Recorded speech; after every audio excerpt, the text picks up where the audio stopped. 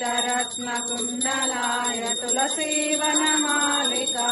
जलजसदृशदेहाय चारुमङ्गलम् देवकी सुपुत्राय देवदेवोत्तमाय भावजातगुरुवराय भव्यमङ्गलम् पुण्डरीकाक्षाय पूर्णचन्द्रवदनाय अण्डगावनाय अतुलमङ्गलम्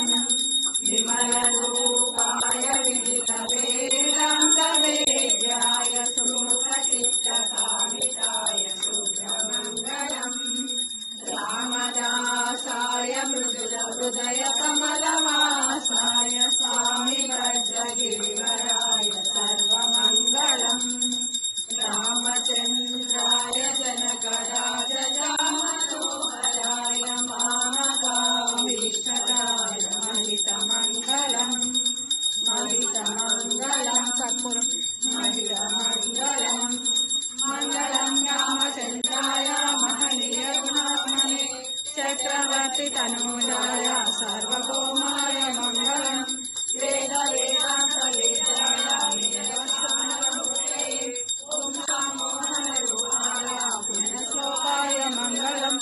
मङ्गलाशासन परे मताचार्य पुरोगमै सर्वैष पूर्वै आचार्यै सत्कृतायास्तु मङ्गलम्